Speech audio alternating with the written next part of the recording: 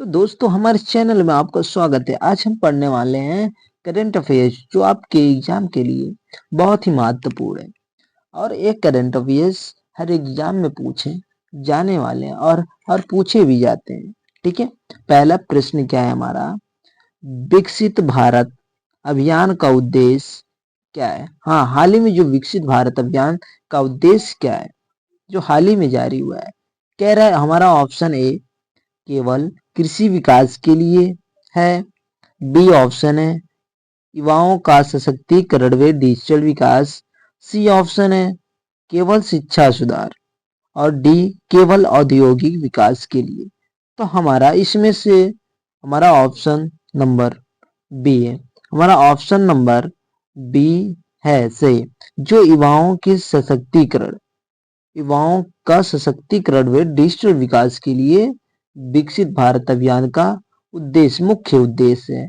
ठीक है, चलिए हम अगले क्वेश्चन में बढ़ते हैं। हमारा अगला क्वेश्चन क्या है, हमारा अगला क्वेश्चन है भारत में डिजिटल भुगतान को नियंत्रित करने वाली संस्था कौन है। हाँ, जो हमारे भारत में जो डिजिटल भुगतान होते हैं उसको नियंत्रित करने वाली संस्था कौन सी है।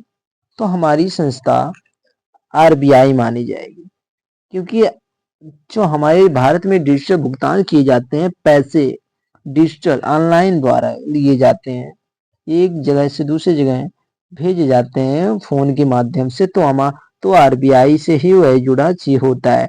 ठीक है, तो दूसरा क्वेश्चन का आंसर है आरबीआई। ठीक है, चलिए हम अगले क्लास की ओर बढ़ते हैं। प्रश्न नंबर तीसरा कह रहा भारत का अंतरिक्ष अनुसंधान संगठन कौन सा है। हाँ, जो भारत का अंतरिक्ष अनुसंधान संगठन कौन सा है, तो आपका सही जवाब है इसरो। तो आपका यहाँ पे सही जवाब हो जाएगा इसरो। तो आप इसको बढ़िया से कॉपी में एक नोट्स बनाइए और याद करने की कोशिश कीजिए। ठीक है, तो हम चलते हैं अगले क्वेश्चन की तरफ बढ़ते हैं। क्वेश्चन नंबर हमारा चौथा कह रहा है यूपीआई किस क्षेत्र से संबंधित है।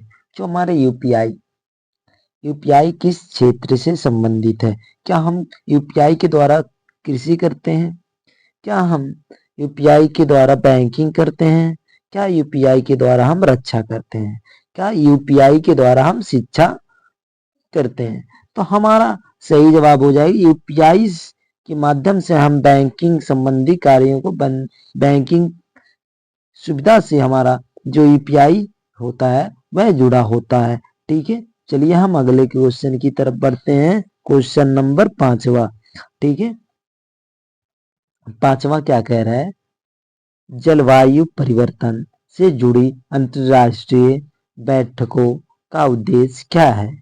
ठीक है, कह रहा है जो जलवायु परिवर्तन से जुड़े होते हैं अंतरराष्ट्रीय बैठकों का उद्देश्य किससे है।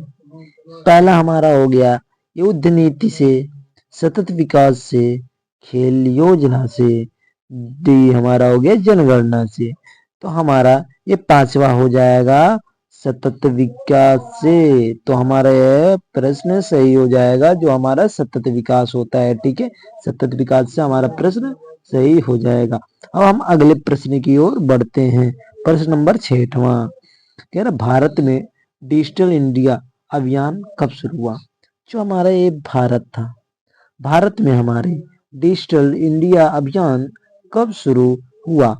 जो हमारा भारत था, भारत में हमारे जो डिजिटल इंडिया अभियान कब से शुरू किया गया, तो आपको जानना जरूरी है, क्योंकि ये हमारे देश के अंदर, भारत के अंदर पूछी जाने वाली हर वैकेंसी में पूछी जाएंगी। ठीक है, तो आप बता दीजिएगा।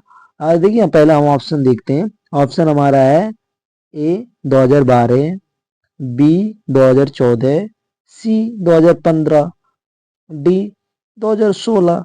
तो हमारा क्या हो जाएगा, हमारा सी वाला सही जवाब हो जाएगा 2015। कह रहा भारत में डिजिटल इंडिया अभियान 2015 से शुरू हुआ। ठीक है, तो अगले हम क्वेश्चन की तरफ बढ़ते हैं। अगर वीडियो अच्छी लगे तो कमेंट करना ना भूलें, और जहां ना समझ में आए वहां आप पूछ सकते हैं। ठीक है, कमेंट करके पूछ सकते हैं। हमारा अगला क्वेश्चन 7वां, ठीक है, आरबीआई का मुख्यालय कहाँ स्थित है? तो दोस्तों जो आरबीआई का मुख्यालय है वह कहाँ स्थित है? आरबीआई, आरबीआई का हम जानते ही होंगे, ये रिजर्व बैंक ऑफ इंडिया। अगर वीडियो अच्छा लगे तो चैनल को सब्सक्राइब सब्सक्राइब करना ना भूलें, ठीक है। उसके बाद हम चलते हैं अगले क्वेश्चन की तरफ, तो हमारा हो जाएगा बी, ठीक है। तो हमारा हो जाएगा डी, हो जाएगा डी। हमारा ये क्वेश्चन हो जाएगा, क्वेश्चन जो हमारा ये पूछा है, आरबीआई का मुख्यालय कहाँ स्थित है? ऑप्शन नंबर ए नई दिल्ली, बी कोलकाता, सी चेन्नई, डी मुंबई। तो हमारा यही सही आंसर हो जाएगा डी मुंबई। तो हमारा जो आरबीआई का मुख्यालय स्थित है वह मुंबई में है, ठीक है। चलिए हम अगले क्वेश्चन की तरफ बढ़ते हैं।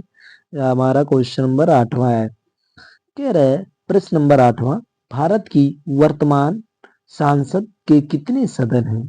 भारत की वर्तमान सांसद के कितने सदन हैं? Option number 1, option number 2, option number 3, option number 4। तो आपको जानना यह भी जरूरी है जो हमारे भारत की वर्तमान सांसद के कितने सदन होते हैं, कितने सदन होते हैं, ठीक है। तो हमारे भारत के वर्तमान सांसद के 2 सदन होते हैं। तो ये हमारा दूसरा नंबर वाला सही है। तो हम असली आगे अगले क्वेश्चन की तरफ बढ़ते हैं। भारत, हमारा प्रश्न नंबर 9 कह रहा भारत का राष्ट्रीय अंतरिक्ष दिवस किससे जुड़ा है? जो हमारा भारत का राष्ट्रीय अंतरिक्ष दिवस किससे जुड़ा हुआ है? ठीक है, कह रहा है भारत का राष्ट्रीय अंतरिक्ष दिवस किससे जुड़ा हुआ है? तो हमारा जो भारत का राष्ट्रीय अंतरिक्ष है वह हमारा किससे जुड़ा हुआ है? हमारा हम बताते हैं भाई, आप लोग वीडियो के अंत तक बने रहिए। अगर वीडियो देखिए, हमारा जो भारत है वह चंद्रयान से जुड़ा हुआ है, ठीक है, वह चंद्रयान मिशन से जुड़ा हुआ है। चलिए हम आगे क्वेश्चन की तरफ बढ़ते हैं।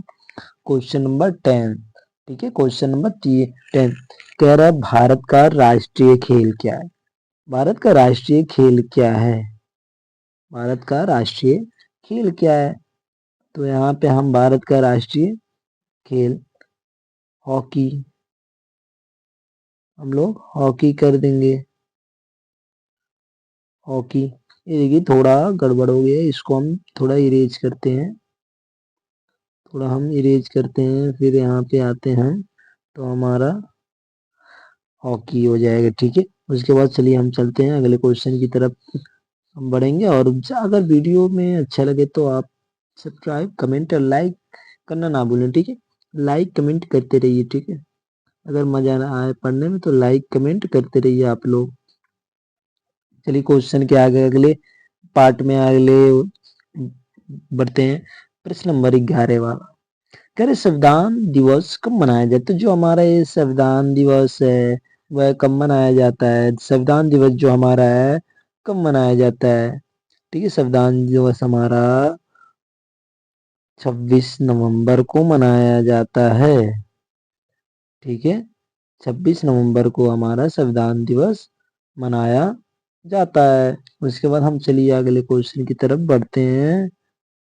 कह रहा है विश्व पर्यावरण दिवस कब मनाया जाता है? तो विश्व पर्यावरण दिवस जो है हमारा 5 जून को मनाया जाता है, ठीक है। जो हमारे विश्व पर्यावरण दिवस है 5 जून को मनाया जाता है। चलिए अगर वीडियो अच्छा लगे तो एजीएम एजीएम क्लासेस को सब्सक्राइब करना ना भूलें, ठीक है। चलिए आप वीडियो यहीं तक था। Bye bye guys.